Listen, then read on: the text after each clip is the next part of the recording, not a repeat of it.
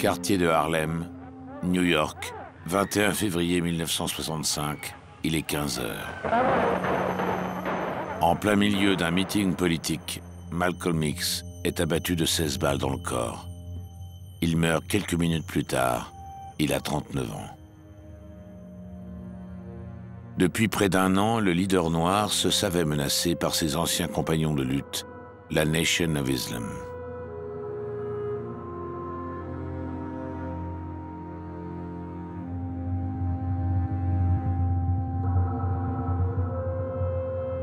Ce jour-là, ils éteignent la voie de la libération pour des millions d'Afro-Américains.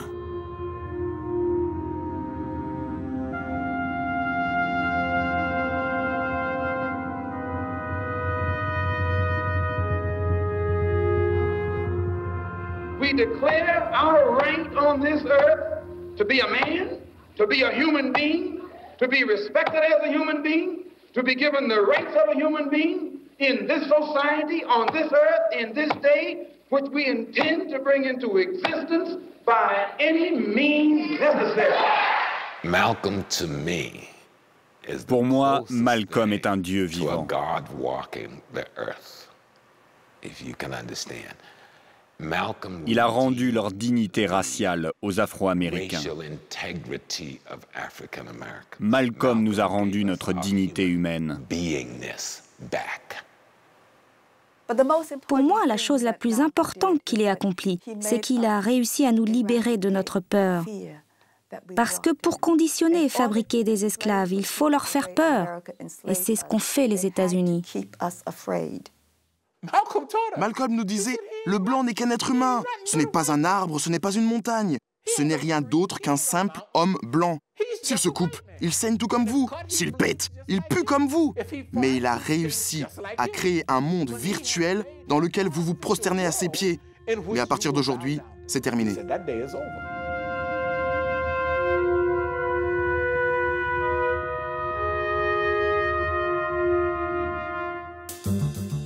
21 mai 1964, 9 mois avant sa mort.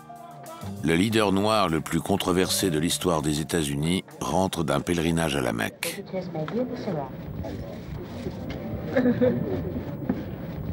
Well, I'm a Muslim. Islam is my religion. And it's my intention to try and spread Orthodox Islam among the Afro-American community and people, period, in this country, because I think it's the only thing that creates brotherhood. Do you feel that your message, apparent message of love that you brought back from Islam is the real reason they're after you, because you're not hating as hard as they want you to? Well, I never did hate anybody hard. Je n'ai jamais haï personne. Ces quelques mots dans la bouche de Malcolm X font l'effet d'une bombe.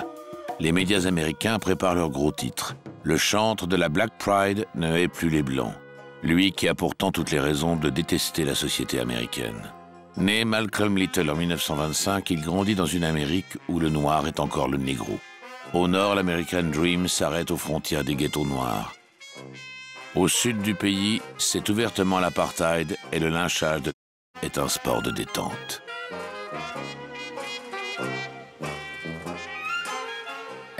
En Amérique, on appelait ça la ségrégation. Mais en fait, ce n'était rien d'autre que de l'apartheid. Les Noirs n'avaient pas le droit de faire leurs courses dans les mêmes magasins que les Blancs. On ne pouvait pas fréquenter les mêmes restaurants. On ne pouvait pas utiliser les mêmes arrêts de bus ou les mêmes terminaux d'aérogare. Quand un Blanc et un Noir se croisaient sur le même trottoir, le Noir devait descendre dans le caniveau pour laisser passer le Blanc. C'était la règle. Ça semble ridicule, fou, mais c'était ça l'Amérique. Issu d'une famille de militants, Malcolm X découvre très tôt le prix de l'insoumission. Mon grand-père a été victime d'une organisation raciste blanche, la Légion Noire. Ils ont commencé par le pendre, mais la branche s'est cassée. Ils l'ont alors attaché sur les rails de la voie ferrée. Il a été pratiquement coupé en deux par le train, mais comme il n'était pas tout à fait mort, ils l'ont achevé au revolver. Quand ma grand-mère a réclamé l'argent de l'assurance, on lui a refusé en disant que c'était un suicide. C'était à elle de prouver qu'il s'agissait d'un meurtre. Et évidemment, dans le Michigan des années 30, impossible d'accuser des Blancs. Après ça, elle a sombré dans une profonde dépression.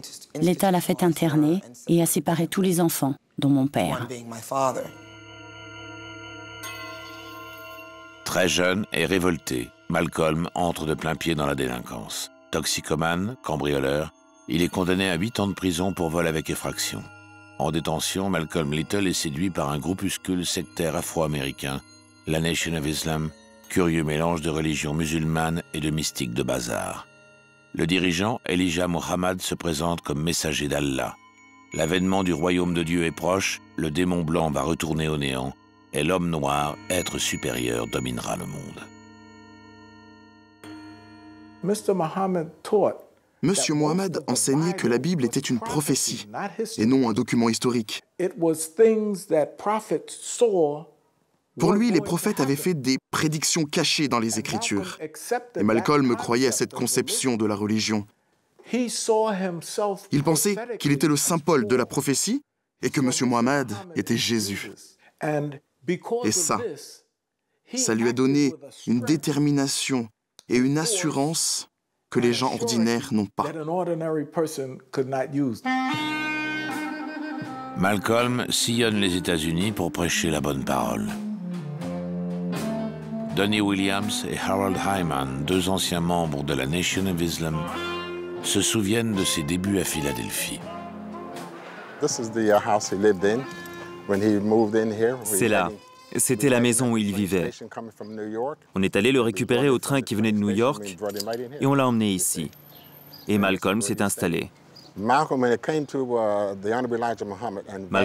ne prononçait quasiment jamais le nom d'Elijah Muhammad sans son titre, l'honorable Elijah Muhammad. Il lui était complètement dévoué. Il était vraiment prêt à tout pour développer l'organisation et porter l'enseignement d'Elijah Muhammad auprès du grand public. Le fils d'Elijah Muhammad disait de Malcolm qu'il était le disciple parfait. C'est vrai. C'était le disciple parfait. Dans les années 50, l'arrivée de Malcolm X bouleverse le monde politique et les organisations pour les droits civiques. À l'époque, Martin Luther King occupe le devant de la scène. Mais pour Malcolm X, King et sa clique ne sont qu'une bande de bourgeois ringards vendus à l'establishment blanc. Lui veut changer le monde. Quand Luther King dit non-violence, Malcolm X rétorque autodéfense. Quand Luther King rêve d'égalité et d'intégration dans la société blanche, Malcolm X répond autosuffisance politique et économique. Le porte-parole de la Nation of Islam propose une séparation complète des races et la création d'un État noir indépendant. Dans les ghettos noirs, Malcolm X devient le porte-parole de la revanche. The Honorable Elijah Muhammad teaches us that God now is about to establish a kingdom on this earth based upon brotherhood and peace. And the white man is against brotherhood, and the white man is against peace. His history on this earth has proved that. Nowhere in history has he been brotherly toward anyone. The only time he's brotherly toward you is when he can use you, when he can exploit you, when he can oppress you, when you will submit to him. And since his own history makes him unqualified to be an inhabitant or a citizen in a kingdom of brotherhood, the Honorable Elijah Muhammad teaches us that God is about to eliminate that particular race from this earth. Je militais dans les organisations pour les droits civiques. Et la première fois qu'on a entendu Malcolm, on s'est dit « mais quel raciste !» La première fois que j'ai mis les pieds à la mosquée, j'ai eu tellement peur que j'ai failli pisser dans mon pantalon. Je me suis dit « mais c'est pas vrai, le FBI va venir embarquer tout le monde !» Il fallait absolument que je lui parle. Je suis si petite que j'ai réussi à me faufiler entre ses gardes du corps. Je me suis glissée derrière lui et je lui ai tapé sur l'épaule. Il s'est retourné et je lui ai dit « Monsieur X, vous avez peut-être raison sur certains points, mais moi je ne suis pas d'accord avec la plupart des choses que vous dites. » Et là, il m'a regardé avec ce regard incroyable, un regard qui vous transperçait les yeux, un regard qui vous transperçait le cerveau, qui vous transperçait le cœur. Et il m'a dit, un jour, tu comprendras, ma sœur. Bientôt, l'Amérique blanche met un visage sur les cris de révolte des ghettos. Malcolm Little devient Malcolm X. What is your real name? Malcolm X. Is that your legal name? As far as I'm concerned, it's my legal name. Would you mind telling me what your father's last name was? My father didn't know his last name. My father got his last name from his grandfather, and his grandfather got it from his grandfather, who got it from the slave master. On entendait Malcolm tous les jours, à la radio, à la télévision. Il a su utiliser les médias comme personne. C'est comme ça qu'il a pu faire diffuser partout son message. Nous ne resterons pas les bras croisés pendant que notre peuple subit l'apartheid et la tyrannie. Pourtant, en mai 1964, à son retour de la Mecque, Malcolm X change de ton. Il revient du Moyen-Orient avec une autre vision du monde et du rapport entre les races. Vision bien éloignée de celle de la Nation of Islam.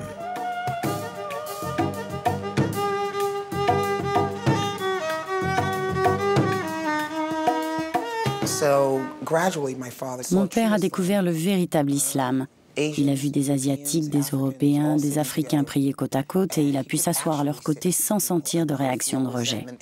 Ce pèlerinage, ça a complètement changé sa vie. Il a découvert le monde. Il a compris qu'il fallait traiter le problème racial aux États-Unis dans un contexte beaucoup plus vaste, celui des droits humains à travers la planète. Est-ce pour autant une véritable révélation? Ou, habile tacticien, a-t-il un autre plan? Frère Malcolm était tout sauf un idiot. Il savait pertinemment que les Noirs ne s'en sortiraient jamais en formant une communauté fermée sur elle-même. Il nous fallait des alliés pour faire avancer le combat.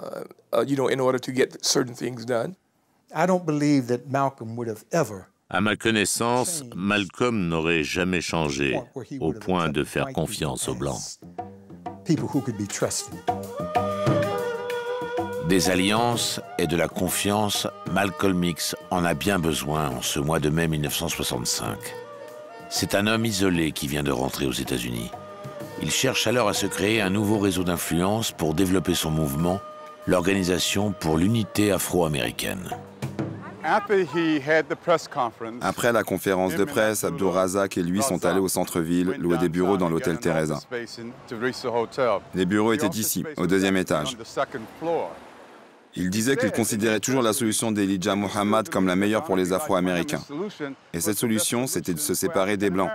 Mais maintenant, il était prêt à travailler avec toutes les forces et tous ceux qui voulaient le suivre. Son soutien, il le trouve dans les États africains qui viennent d'acquérir leur indépendance.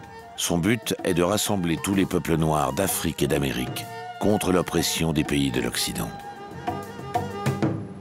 They say that the most powerful bloc in the UN are the African Asian bloc. These are the poor nations. Yet they carry more weight in this political body than the nations do who have all the money. Why? Because no matter how wealthy America is, she only has one vote. You and I have to look at this and understand this, that the ballot is as powerful as the bullet. At least they're both important. And if you don't use the ballot, you're going to have to use the bullet.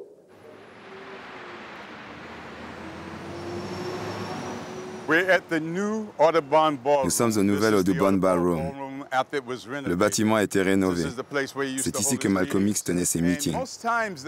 La plupart du temps, ça avait lieu le dimanche. À chaque fois que Malcolm venait parler, il y avait au moins une foule de 500 ou 600 personnes. Tout le monde était très excité, surtout nous qui étions membres de son organisation.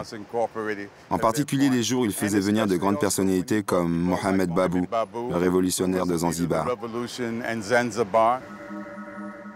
Bientôt, son aura dépasse largement les frontières des États-Unis. Ironie de l'histoire, un Malcolm X indépendant se révèle plus dangereux encore pour ses ennemis, car 2 mois auparavant, il a officiellement rompu avec la Nation of Islam. Quand est-ce que les choses ont commencé à mal se passer entre Malcolm X et Elijah Muhammad? Quand Ronald Stokes a été tué, c'était clair et net. Pure and simple. Ronald Stokes, un disciple de la Nation of Islam, est tué lors d'un contrôle de police. L'homme est abattu alors qu'il a les mains en l'air. Le contrôle était sans motif. À l'époque, la bavure fait scandale.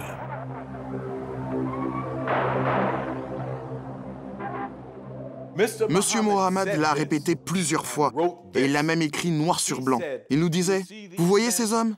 Ce sont des musulmans. Ce sont les fruits de l'islam. Si vous tuez l'un d'eux, vous devez mourir. Vous serez assassinés parce qu'ils sont le bien le plus précieux de l'islam. Tout le monde craint une escalade de la violence. Fidèle à ses principes, Malcolm X se rend sur les lieux et il lance un avertissement clair aux forces de l'ordre. We do not endorse Martin Luther King's philosophy of turn the other cheek. We don't turn the other cheek to anyone. And it should be made known that anytime these brothers are attacked, when they know they're in the right, those brothers have the right to retaliate to the fullest extent of their ability with the help of our God. La Nation of Islam fait publier une simple protestation et jette le discrédit sur son porte-parole. Malcolm X, le chantre de la loi du talion, doit s'incliner et tendre l'autre joue. Pour certains, le camouflet tombe à point. Malcolm a de nombreux ennemis au sein même de la Nation qui s'inquiètent de son immense popularité.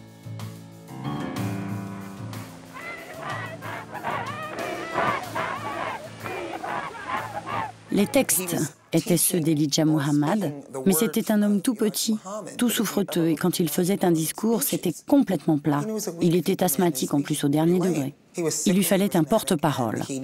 Et voilà mon père, intelligent, charismatique, époustouflant, beau. Il excitait les femmes pendant ses discours. Quelques-unes avaient même des orgasmes. Et ça se voyait. Je pense que Malcolm en avait conscience. C'était ça le type de charisme qu'il avait. La jalousie n'est pas la seule raison. À l'époque, la Nation of Islam est aussi ravagée par l'hypocrisie et la soif d'argent. I was not looking to get the gift myself.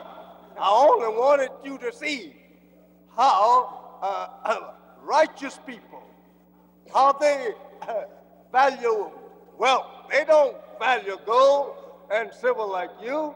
They take it and build homes and even out of it. Now here is a whole mosque. Nothing but gold. La Nation of Islam gaspillait l'argent des donateurs en futilité.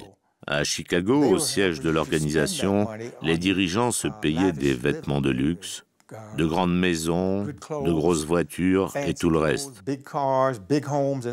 Malcolm, lui, dénonçait violemment ce comportement.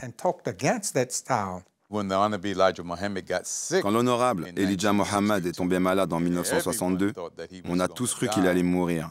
Les journaux ont alors spéculé que Malcolm X serait désigné comme le successeur légitime. Mais c'est là que la famille a commencé à s'affoler. Ils se sont dit, attendez, on a trop de choses investies ici, on va perdre notre vache à lait. L'honorable Elijah Muhammad considérait Malcolm comme son 7e fils, et ils ont tout mis en œuvre pour briser leur lien. Pour consommer la rupture, il ne manque plus qu'un prétexte. L'assassinat du président Kennedy, le 22 novembre 1963.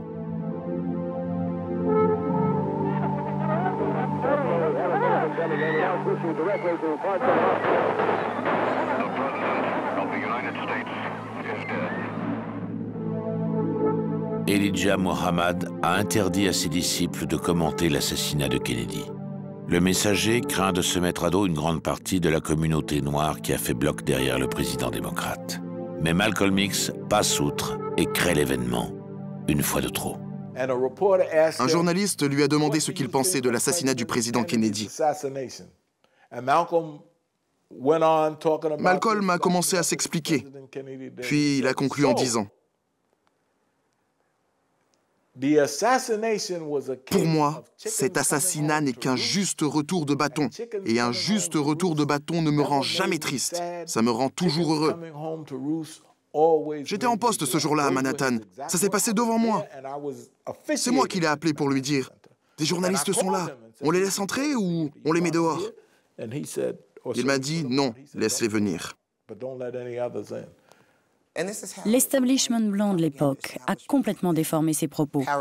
Ils ont dit « Ah, il déteste tous les blancs et il est content que le président soit mort ». C'est pas du tout ce qu'il a dit. Ce qu'il voulait dire, c'est « Voilà un pays qui opprime le reste de la planète avec le colonialisme, qui pille les ressources des autres nations, qui opprime les communautés indigènes, qui crée des guerres, qui décide de qui va avoir des médicaments ou pas, qui va recevoir de l'aide ou pas. Et voilà, aujourd'hui, ça leur revient en pleine poire. » La réponse de la Nation of Islam ne se fait pas attendre. 2 semaines plus tard, Malcolm X est suspendu de ses fonctions.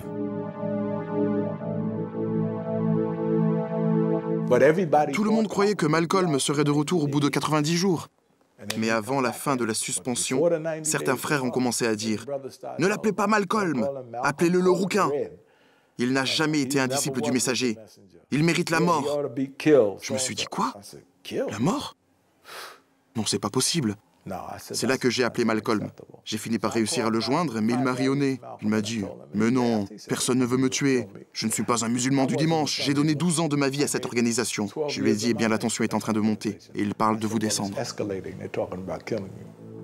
Bientôt, on se passe le mot dans toutes les mosquées de la Nation of Islam. Voilà, c'est ici. Ici, c'était notre première mosquée. Le temple, comme on disait à l'époque. Oui, le temple numéro 12. Ici, ils ont commencé à nous dire qu'on ne devait plus prononcer le nom de Malcolm dans les lieux de prière. Ils l'ont balancé comme une vieille chaussette, alors que c'est grâce à lui que l'organisation en est là aujourd'hui. Je n'arrive pas à comprendre comment ils ont pu se retourner contre cet homme du jour au lendemain. Je me suis dit, ce n'est pas normal. C'est le moment de partir, à moins que quelqu'un m'explique ce qui est réellement en train de se passer. C'est là que tout s'est aggravé. Les menaces de mort par téléphone sont devenues régulières. Des choses comme « on va te tuer et on va faire sauter ta maison ». Et cela même avant qu'elle ne soit incendiée pour de bon. En plus, le FBI et les services secrets ont vraiment traîné les pieds pour le placer sous protection.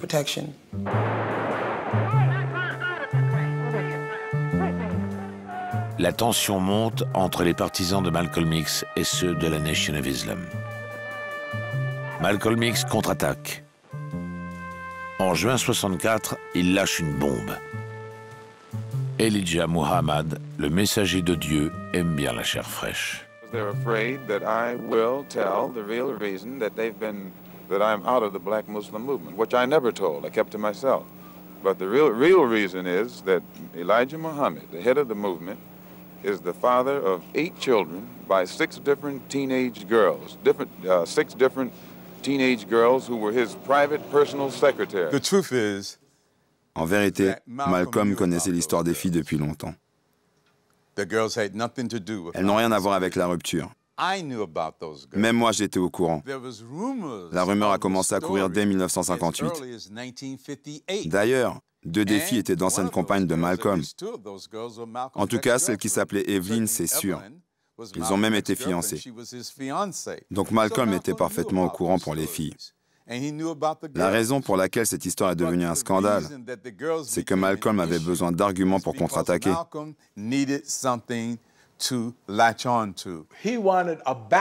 Il voulait organiser un procès en reconnaissance de paternité contre M. Mohammad.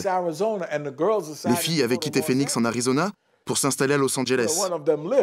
Un dimanche, je me suis rendu sur place pour leur faire signer une déclaration officielle certifiant que M. Mohammad était le père des enfants. Et les filles ont accepté de signer. Devant l'ampleur du scandale, l'entourage d'Elijah Muhammad s'affole. Désormais, la stratégie est claire. Faire taire Malcolm X. Mon oncle était à Los Angeles. Il s'était déplacé pour une interview à la radio, je crois. Pendant qu'il était en voiture, un homme noir a essayé d'agripper sa portière pour l'ouvrir. L'homme était armé, mais il n'y a pas eu d'échange de coups de feu. Et d'ailleurs, ça nous est arrivé aussi une fois, ici à Boston. Il croyait que mon oncle était en voiture avec nous. Avec 2 ou 3 véhicules, ils ont essayé de nous couper la route dans le tunnel qui mène à l'aéroport. Mais heureusement, ce jour-là, j'avais mon flingue. Leur but était de rendre Malcolm fou. Il voulait se servir de son affection pour M. Mohammad pour le déstabiliser. Surtout qu'il savait que la maladie mentale courait dans sa famille. Sa mère était internée en hôpital psychiatrique.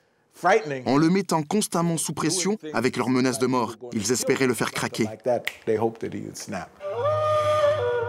Malcolm X est désormais un homme traqué.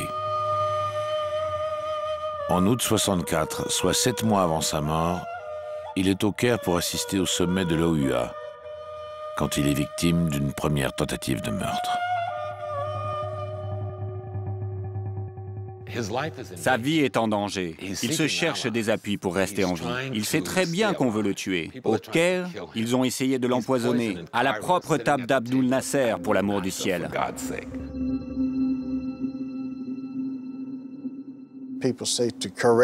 Certains ont dit que c'était pour semer la zizanie entre la communauté afro-américaine et les pays musulmans. Ils n'ont jamais réussi à retrouver le serveur qui a apporté la nourriture. Le rapport médical a dit que Malcolm avait ingéré suffisamment de poison pour tuer 10 personnes. Il s'en est sorti, mais ça l'a définitivement affaibli. Aujourd'hui encore, l'énigme reste entière sur les commanditaires de cette mystérieuse tentative de meurtre. Comment imaginer que la Nation of Islam ait pu monter une telle opération à des milliers de kilomètres de sa base? Mais alors, qui d'autre veut la peau de Malcolm X? 6 mois plus tard, un autre événement troublant survient lors d'un voyage à Paris. Nous sommes le 9 février 1965. À sa descente d'avion, Malcolm X est refoulé. Les Français ont-ils subi des pressions extérieures? Ont-ils été prévenus d'un drame imminent et ont-ils voulu éviter qu'il ait lieu à Paris? Ou était-ce tout simplement Maurice Papon, préfet de police, qui voyait d'un mauvais œil l'arrivée d'un agitateur afro-américain? En tout cas, l'événement fait couler beaucoup d'encre. Aujourd'hui encore, il alimente les rumeurs à propos de l'assassinat de Malcolm X.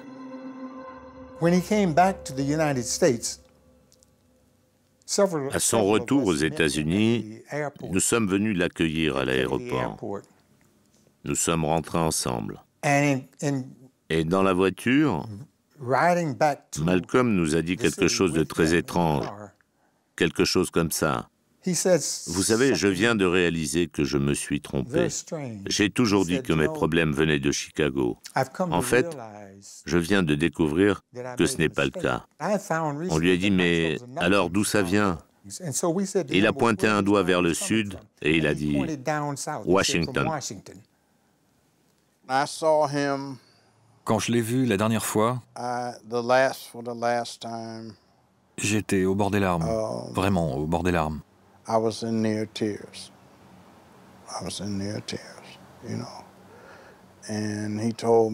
Il m'a dit qu'on ne pouvait plus se fier à personne et il m'a conseillé de quitter le pays. Il était complètement abattu.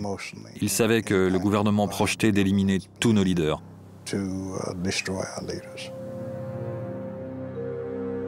Un plan pour éliminer les leaders noirs? Depuis sa séparation avec la Nation of Islam, Malcolm X multiplie les déclarations et les gestes d'ouverture vers les forces progressistes du pays. Il se rapproche de son ancien ennemi juré, Martin Luther King. La simple idée d'un rapprochement entre Martin Luther King et Malcolm X donnait des sueurs froides au FBI. En 1965, dans une note interne des services de renseignement, Edgar Hoover dit clairement qu'il faut empêcher à tout prix l'émergence d'une icône noire capable d'unir tous les Afro-Américains. Selma, Alabama, 3 semaines avant l'assassinat de Malcolm X. Dans cet État du Sud encore en proie à la ségrégation raciale, Martin Luther King organise une action coup de poing. Well, our campaign here in Selma is to do a very simple yet important thing, namely to get the right to vote. I order you to disperse, otherwise you're under arrest for contempt of court. Shall we stand in prayer until the time is given for us to disperse by this sheriff breaking Judge Thomas's order? L'opération tourne à l'émeute. Le révérend lui-même est arrêté. Malcolm X crée une nouvelle fois l'événement. Il débarque à Selma pour soutenir Martin Luther King. Malcolm est allé voir la femme du Dr King. Il lui a dit « Vous savez, je ne suis pas là pour créer la polémique. Je respecte le révérend King. Je suis juste venu ici pour le soutenir. Mais il faut que vous compreniez que mon rôle, c'est d'être à la gauche du mouvement. Mon but, c'est d'effrayer les Blancs américains pour qu'ils négocient avec le révérend King. » Le révérend King et lui ont eu un entretien téléphonique de plus de 2 heures. Et je sais que le Dr King a envoyé son avocat aux réunions organisées par Malcolm. Le but était d'accuser les États-Unis, devant l'ONU, de génocide contre les Afro-Américains. Attaquer les États-Unis pour génocide. En pleine guerre froide, ce serait une véritable catastrophe pour l'image du pays. Mais Malcolm X est résolu à aller jusqu'au bout. Grâce à ses relations avec les nouveaux États africains, le leader radical provoque l'ouverture d'un deuxième front diplomatique.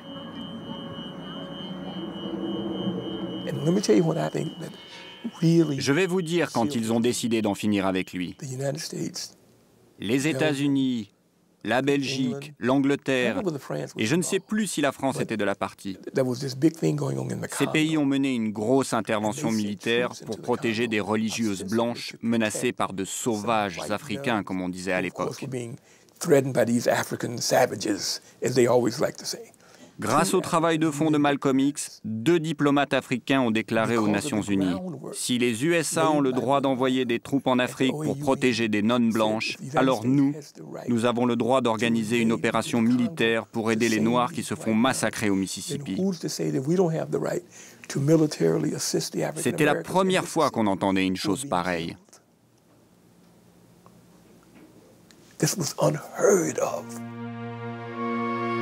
14 février 1965, à 2 h du matin, des inconnus jettent des cocktails Molotov sur le domicile de Malcolm X. Immédiatement, tous les soupçons se tournent vers la Nation of Islam. Coupable idéal, puisque depuis plusieurs mois, l'organisation dispute à Malcolm X la propriété de la maison.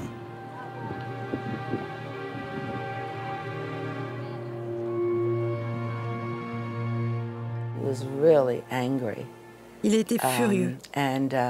Il a mis en cause la Nation of Islam. Il pensait que c'était eux qui avaient attaqué sa maison. Vous imaginez? Il s'est retrouvé en sous-vêtements dans la rue, au milieu de la nuit, avec sa femme qui lui passait les enfants par la fenêtre.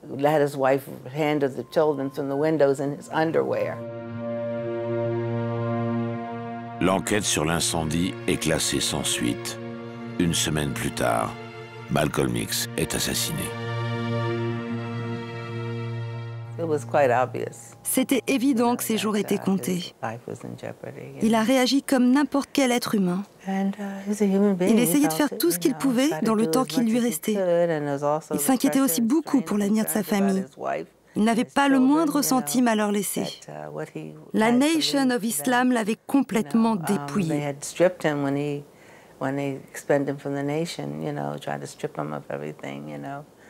Je me souviens de lui avoir demandé, naïve comme je suis, « Mais pourquoi est-ce que tu ne pars pas en exil quelque part? On savait tous que ça allait arriver d'un jour à l'autre. » Il m'a répondu, « Tu sais, les forces peuvent nous atteindre où qu'on soit. » Ma mère a essayé de s'en mêler. Elle lui a dit « Zut avec tout ça !» Bon, en fait, elle a employé un autre mot. « Pars et tu reviendras te battre un autre jour. » Mais mon oncle lui a dit « Ella, de quoi Malcolm X aurait l'air s'il prenait la fuite? De quoi j'aurais l'air, Ella? Tu sais, je m'en veux encore.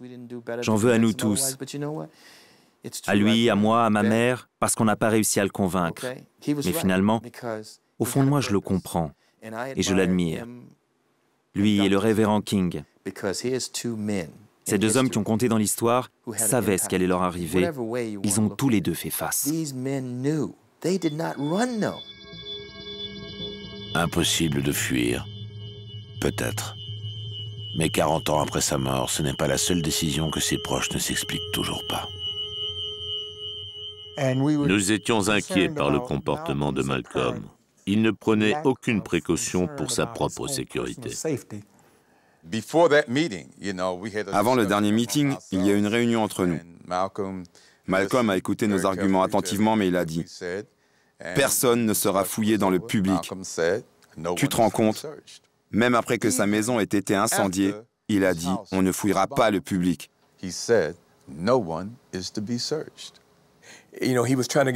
Il voulait sortir de l'image de la Nation of Islam où tout le monde se faisait fouiller de fond en comble avant d'entrer. Malcolm essayait d'attirer les gens à nous. Quand j'y repense, avec le recul, on aurait dû lui dire stop. En tant que dirigeant de l'organisation, ce n'est pas à vous de prendre cette décision. Le président des États-Unis lui-même ne décide pas pour sa propre sécurité.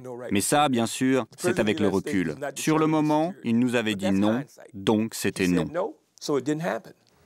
Malcolm nous disait souvent « Je suis un mort en sursis ». Il avait une prémonition. Il savait qu'il ne passerait pas l'année. Il savait qu'il allait mourir. Je n'arrive toujours pas à comprendre pourquoi il ne nous a pas laissé fouiller le public. Mais une chose est sûre, c'est sa plus grosse erreur. Pourtant, comme tous les dimanches après-midi, Malcolm X se rend à l'Audubon Ballroom. Nous sommes le 21 février 1965. Il est près de 15 heures quand Malcolm X gravit les marches du podium. À chaque fois avant de monter sur le podium, Malcolm balançait une phrase clé. Make it plain. Vas-y franchement. C'était le code pour dire qu'il était prêt à prendre la parole. Il a dit « Make it plain » et Benjamin l'a annoncé en disant « Et maintenant, voici un frère qui aime tellement son peuple qu'il est prêt à donner sa vie pour vous. Voici Malcolm X. » Je me souviens de le voir monter sur le podium. Il a salué la foule. Et là, un jeune homme qui était assis à l'avant s'est levé subitement. Il y a eu une altercation. Le jeune a crié « Enlève ta main de ma poche » ou quelque chose dans le genre. Je ne me souviens pas exactement. Malcolm s'est arrêté de parler. Il a fait le tour du podium. Il s'est penché en avant vers la foule.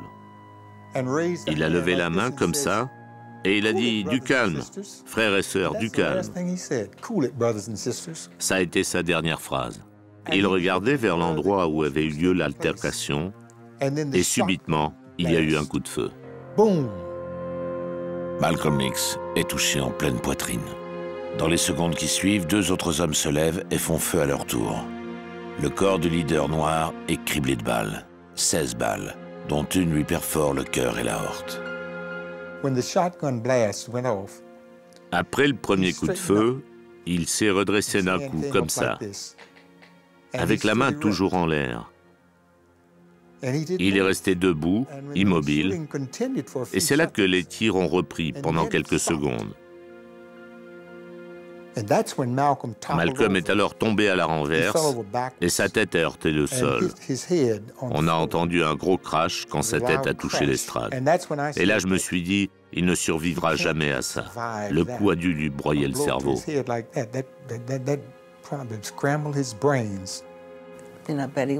Betty était assise dans la rangée de devant. Malcolm ne voulait pas qu'elle vienne ce jour-là, mais elle a insisté. Je me souviens de leur fille Atala, elle criait, elle avait le visage rouge de sang. Et elle criait, elle criait.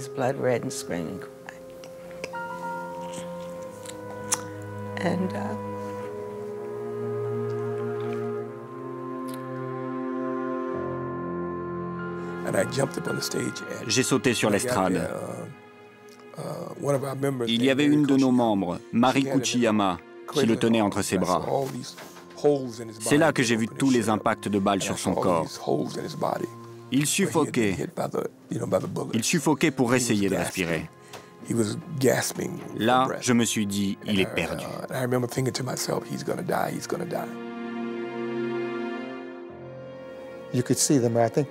Il devait avoir au moins 8 impacts de balles dans le corps, si larges qu'on aurait pu enfoncer le petit doigt à l'intérieur. Ça ne saignait pas. Le sang s'était déplacé ailleurs, dans le corps. Je l'ai vu expirer. Il est devenu tout blanc. Il avait perdu tout son sang.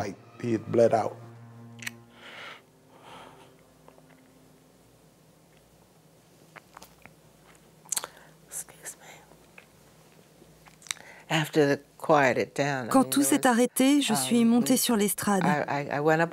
Sa femme Betty était agenouillée à côté de lui. Tu sais, elle était infirmière. Elle essayait de lui faire du bouche à bouche ou quelque chose dans le genre pour le ranimer. Et là, elle s'est tournée vers moi et elle m'a dit « Muriel, il est parti et je suis enceinte. » Profitant du chaos général, les assassins parviennent à s'enfuir. Mais un garde du corps de Malcolm X fait feu et atteint l'un des 3 hommes à la jambe. La foule se jette alors sur le tueur pour le tailler en pièces. Il est sauvé in extremis par l'intervention de la police. L'homme sera plus tard identifié comme étant Thomas Hagan, disciple de la Nation of Islam. Je suis sorti et je me suis mis là, à côté de l'arbre où il y a la voiture. Juste là. L'hôpital est au coin de la rue, mais quand on les a appelés, l'équipe de secours a refusé de se déplacer, alors qu'il n'y a que la rue à traverser. On a dû envoyer nos gens récupérer un brancard, et on a installé Malcolm nous-mêmes dans la civière. Après, on l'a conduit nous-mêmes à l'hôpital, là-bas.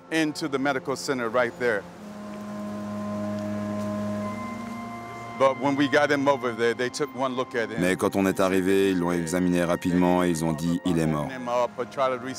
Ils n'ont pas cherché ni à l'opérer, ni à essayer de le ranimer ou de lui faire des électrochocs. C'était fini. Vous pouvez imaginer des médecins qui refusent de se déplacer alors qu'ils sont juste au bout de la rue? Laisser un homme comme Malcolm avec autant de balles dans le corps, ça, je ne l'oublierai jamais. That's something that's always stuck in my mind.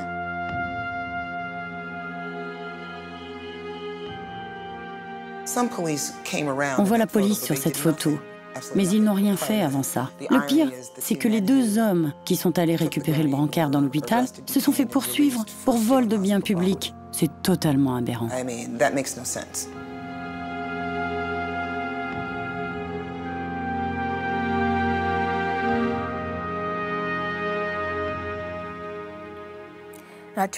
Je venais d'allumer la radio et là j'ai entendu cette voix annoncer que Malcolm X avait été abattu.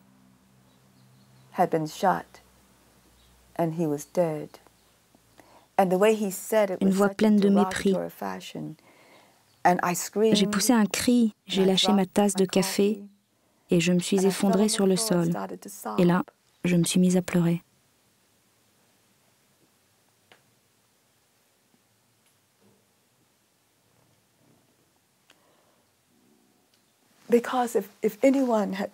Malcolm m'a appris ce que ça veut dire d'être noir.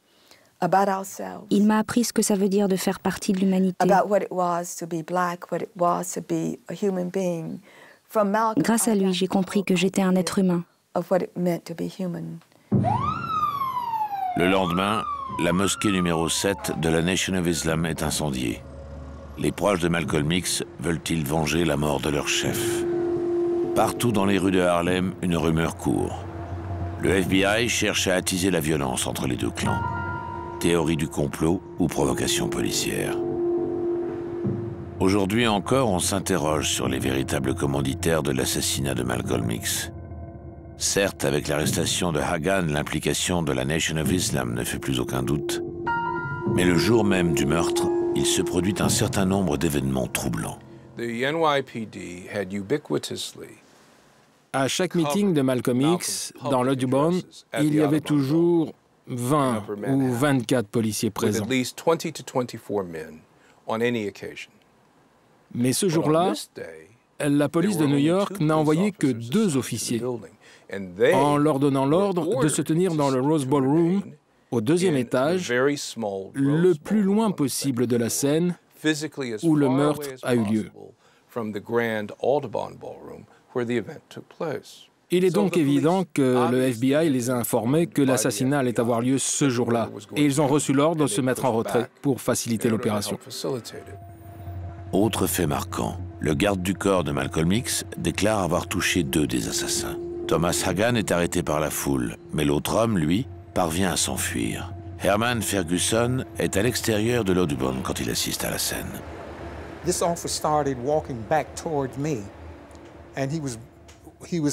J'ai vu un policier marcher vers moi. Il aidait un homme qui portait un manteau et un chapeau qu'on appelle un fez.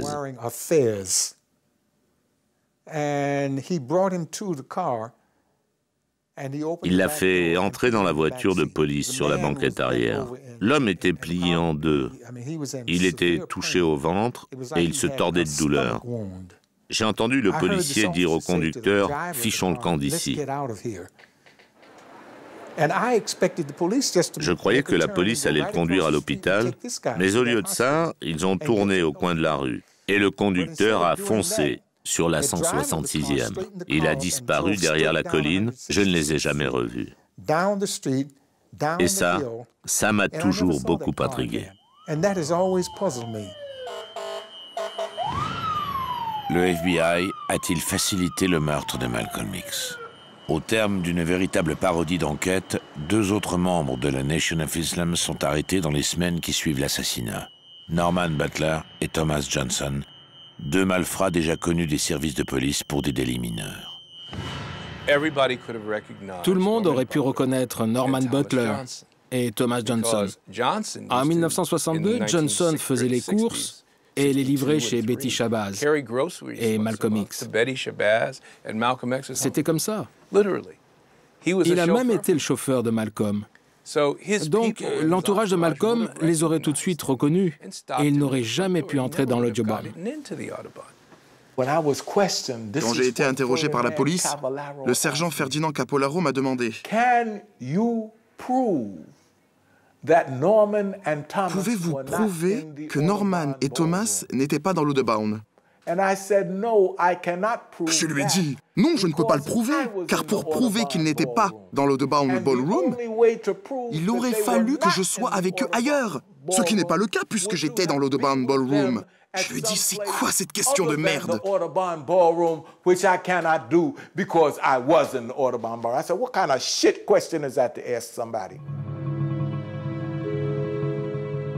Dans sa déposition, Hagan confirme l'innocence de Butler et Thomas. En vain. En 1966, les 2 hommes sont condamnés à 20 ans de prison. Hagan, lui, écopera de la perpétuité.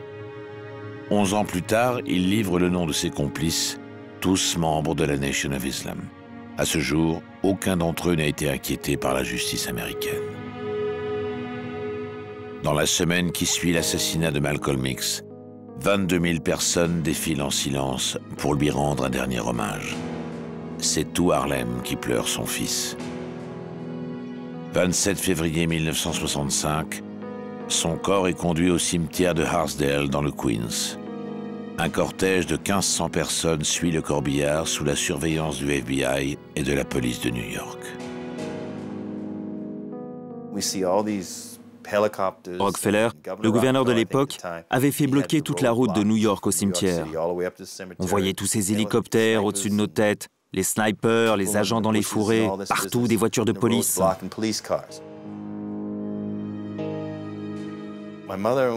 Il y avait un type du FBI et un agent d'État dans la voiture avec nous. Ma mère a fait toutes les funérailles avec une grenade et un pistolet dans son sac à main. On pensait que quelqu'un essaierait de s'en prendre à nous et à ma tante Betty. On n'a rien dit à ma tante, mais ma mère et moi, on avait tout préparé. Et je peux te dire que si quelqu'un tentait quelque chose contre nous, toute la bagnole y passait.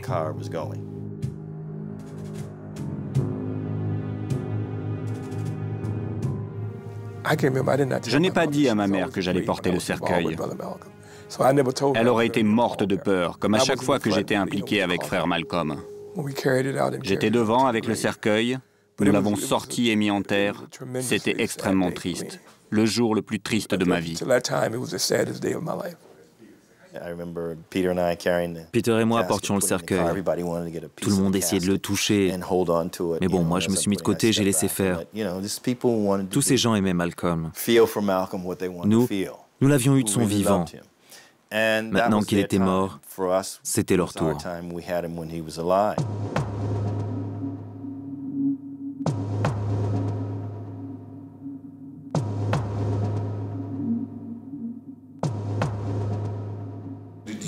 Vous attendez toujours que justice soit rendue pour la mort de votre père? Évidemment. Toujours, bien sûr. On sait qui a fait le coup, mais seuls les seconds couteaux ont été arrêtés, pas les commanditaires. Il y a environ 15 000 pages d'archives du rapport du FBI qui ont été rendues publiques. Mais ils ont bien pris soin, avant cela, de griffonner tous les noms des gens impliqués parce que ces gens sont toujours vivants. Moi, je veux savoir qui il y a derrière ces coups de crayon. Et le destin les rattrapera, un jour ou l'autre. Je ne vais certainement pas consacrer toute ma vie et mon énergie à me venger, mais est-ce que je leur souhaite du bien? Certainement pas.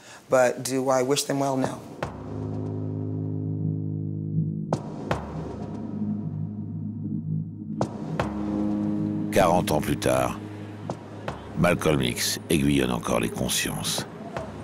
Celles des Afro-Américains, celles des femmes, des minorités sexuelles, raciales, de tous les pays. Car aujourd'hui encore, transformer la société, c'est savoir la bousculer. By any means necessary. Par tous les moyens nécessaires.